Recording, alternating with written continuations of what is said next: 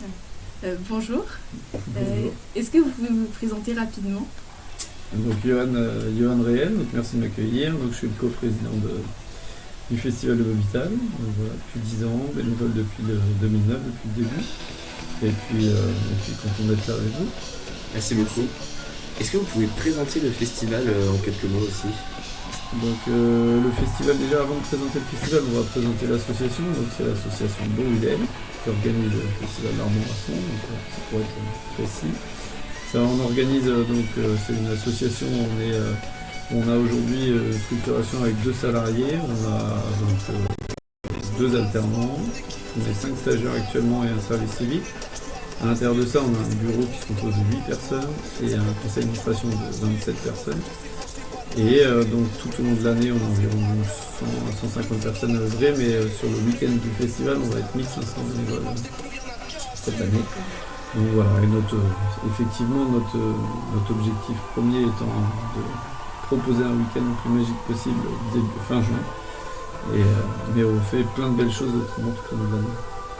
Et depuis quand existe le festival? Donc là c'est nos 15 ans, c'est plutôt notre 15e édition parce qu'on a repris le festival en 2009. Il faut savoir qu'avant nous il y avait les Terre-Neuva, donc le festival des Terre-Neuva qui a eu lieu en 80, qui a démarré en 98 jusqu'en 2008. Donc ils ont fait 11 éditions et ils ont déposé le bilan l'an dernier. Donc voilà, nous pour que la musique et le festival continuent sur les terres de Bovital, on s'était donné les moyens avec une petite équipe pour redémarrer. Et puis pour la petite histoire, en 2009, quand on a repris le festival, on était 8000 festivaliers. Et en 2010, on était 4000. Donc cette année, on va être 60 000 fin juin. Ah oui, quand même. Ça fait combien de temps que vous êtes le président de l'association? Et ben moi ça va faire ma 9e année en coprésidence. Donc il y a eu la période après Covid et tout ça. Donc clairement c'était plus difficile à gérer quand on est président d'une asso parce que là j'étais tout seul, j'avais pas de coprésidence, mais c'était des années particulières, mais qui ont été très importantes pour l'asso par la suite. Ouais. Et qui est l'autre président du festival? Donc on a 2 autres, j'ai un coprésident, c'est Guillaume Aletz qui est depuis l'année dernière, qui était jusqu'ici vice-président et en charge des bénévoles, donc là il est passé coprésident et qui est passé vous voir rencontrer des élèves également ici. Et autrement j'ai Olivier Chouanière qui est avec moi depuis 3-4 ans, qui lui est en coprésidence et qui en charge plutôt de la régie globale, de l'animation de travail à l'année et puis de tout ce qui est gestion des déchets. D'accord. Et j'avais une question sinon. Quels sont les changements que vous avez remarqués depuis le changement de site l'année dernière? Déjà, nous, ce changement de site, à la base, au départ, on l'a subi parce qu'on nous a retiré des terres à la sortie du Covid.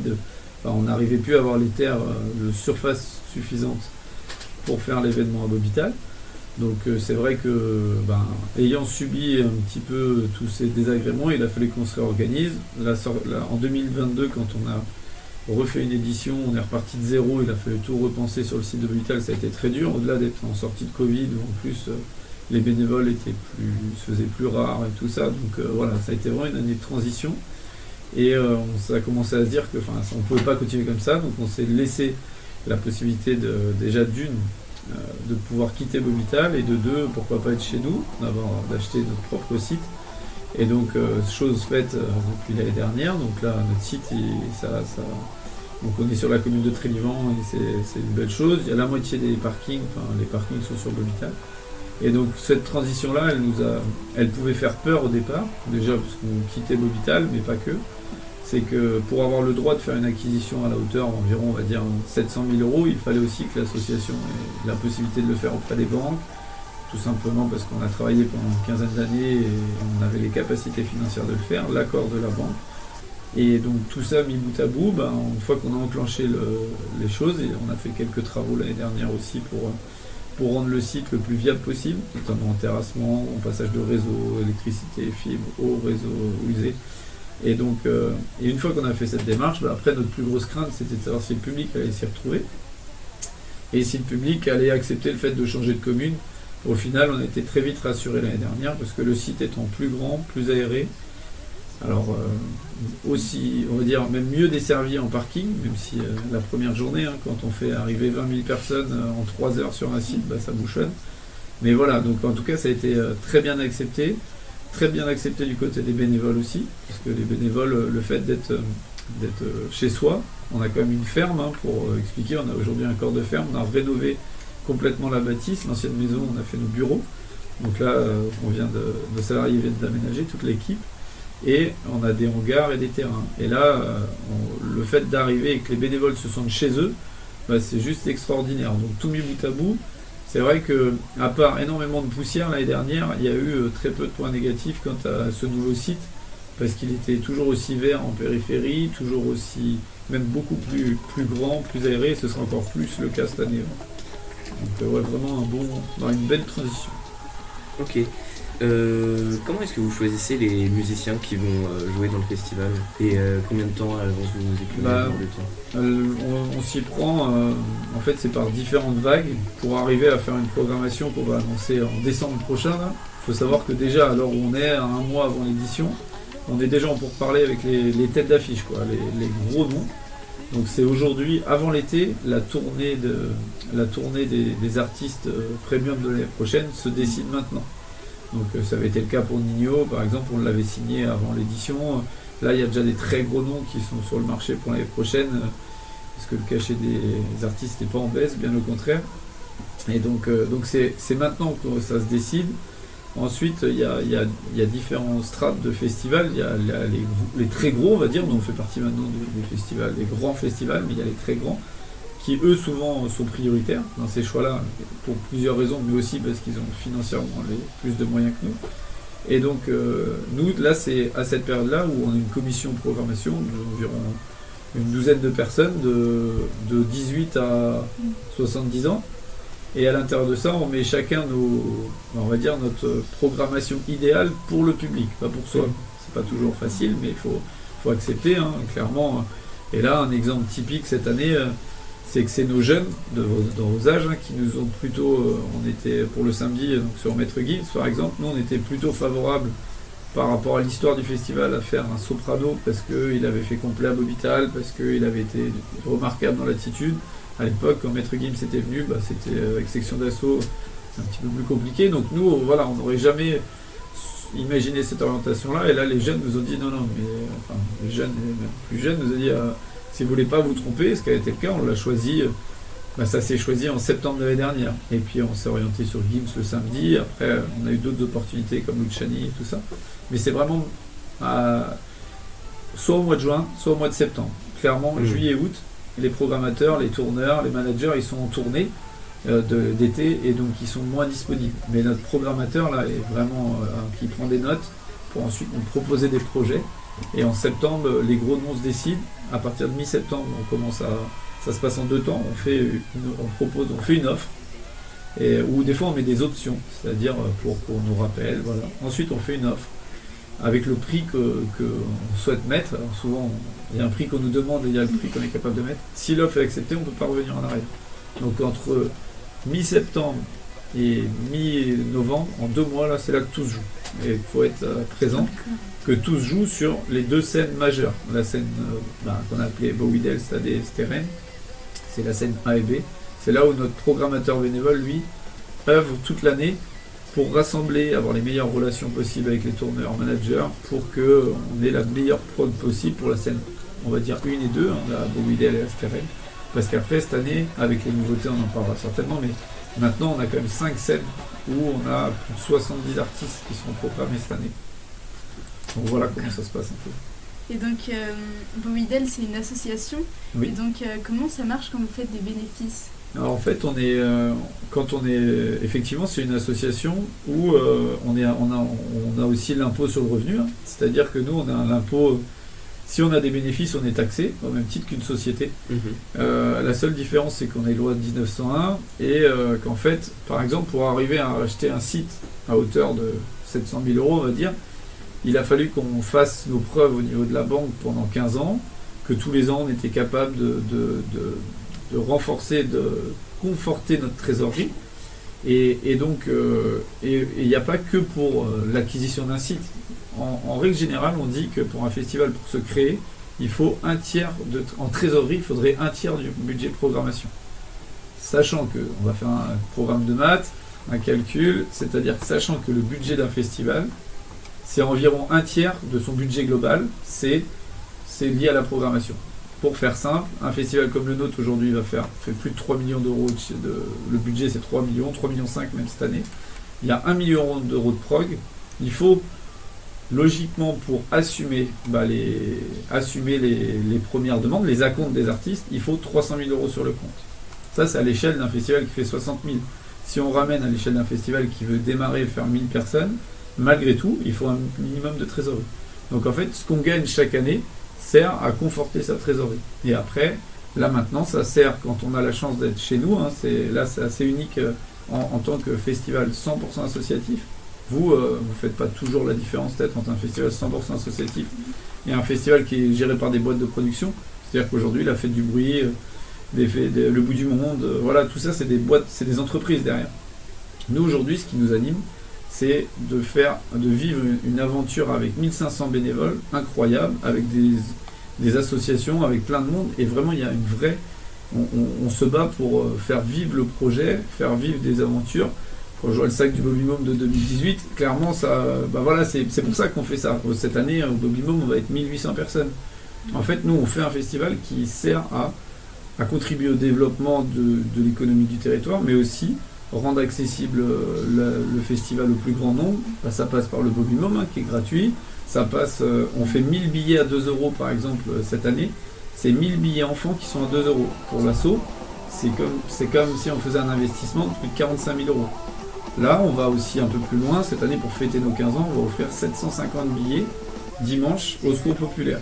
Et ça, c'est pareil, c'est des dons. Et donc voilà, nous on n'a pas obligatoirement, même si on se doit de faire des bénéfices, et parce que c'est pour contribuer à se développer et maintenir, il y a un autre côté où on peut se permettre de faire plein de belles choses tout au long de la vie. Merci beaucoup. Le festival de Bovital, c'est le seul moyen pour l'association de faire des bénéfices ?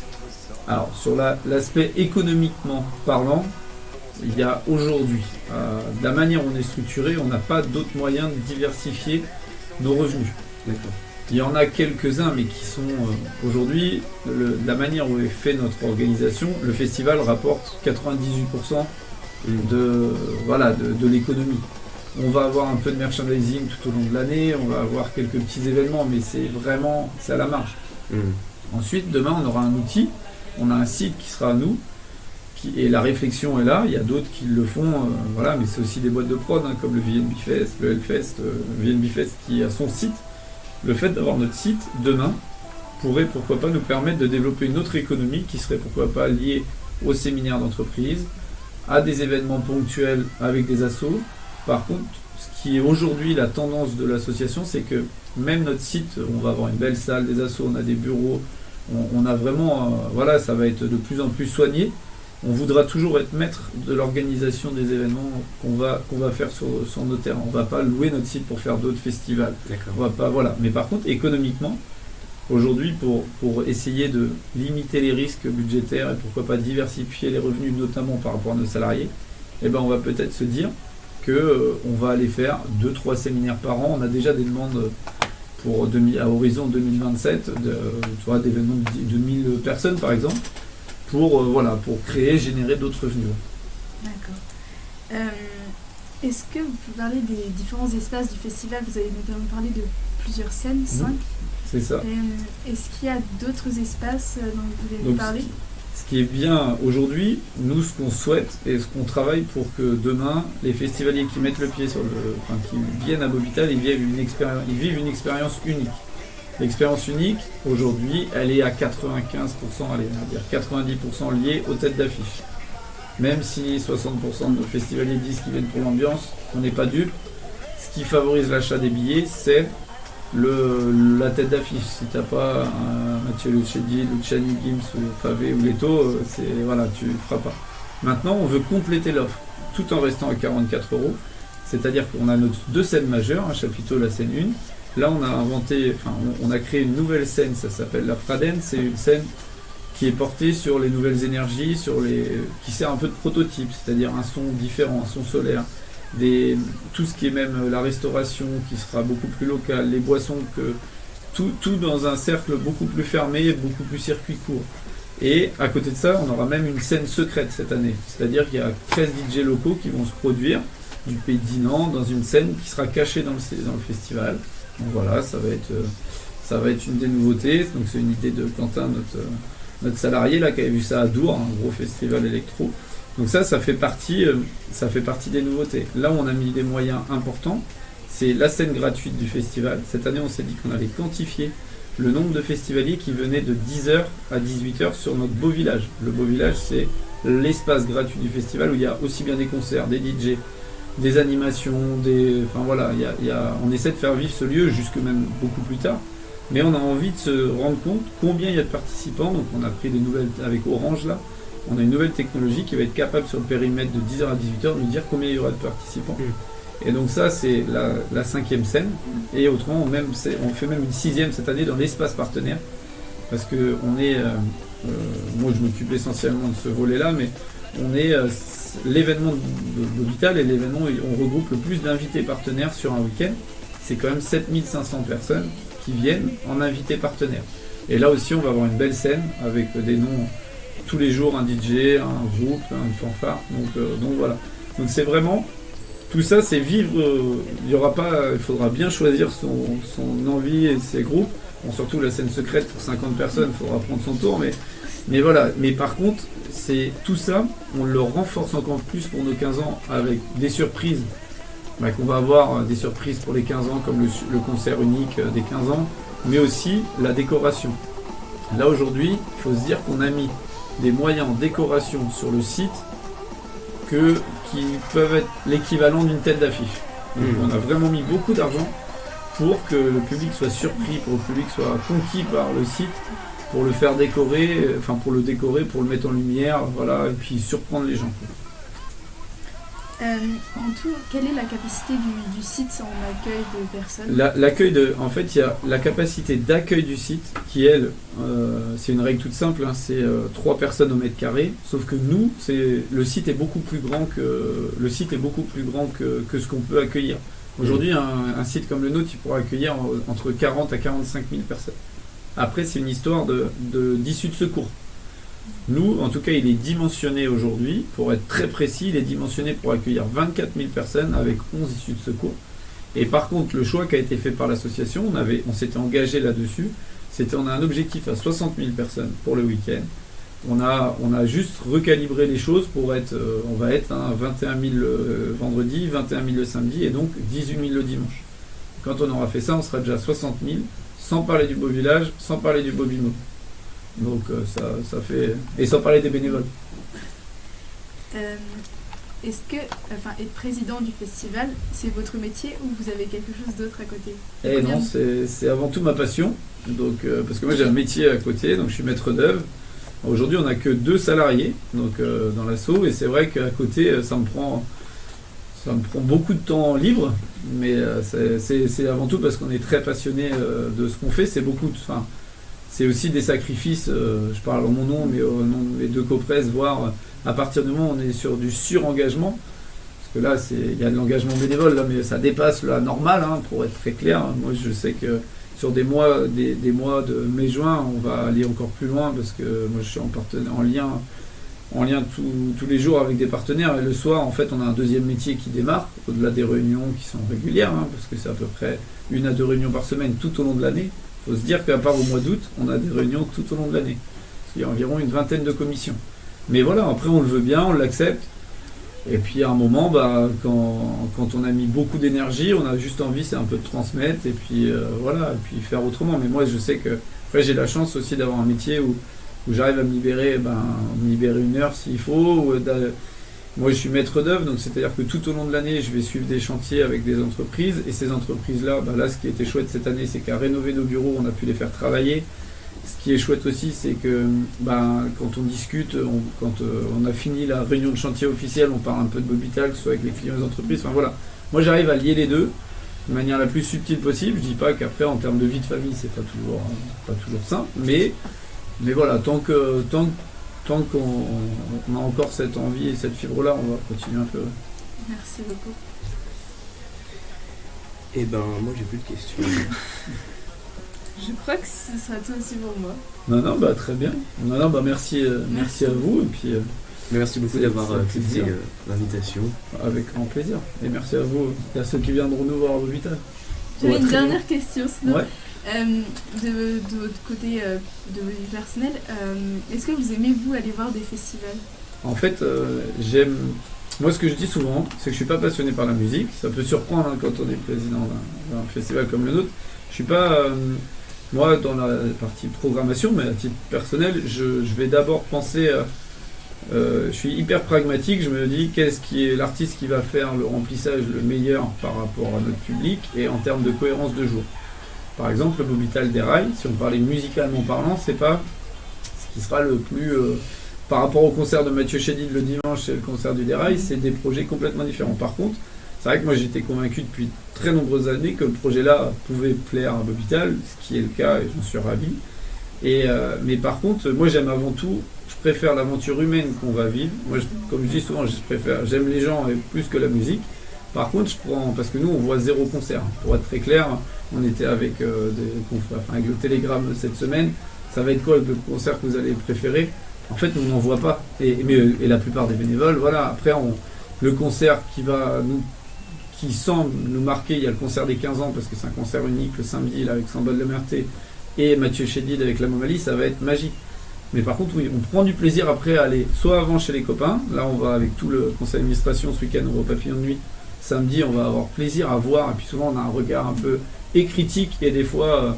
moi, quand je fais le VNB Fest l'année dernière, j'étais comme un gosse, quoi. Quand on voit la déco, quand on voit la qualité, les moyens, c'est là où on voit, il y a 2 mondes quand même, et qui sont mis pour accueillir le public. Et après, même aller à Rock, ou alors moi, on va tous les ans à Poupée.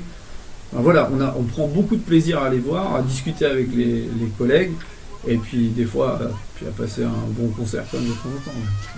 Merci beaucoup, cette fois-ci, j'ai plus de questions. Merci à vous. Merci bien. Merci.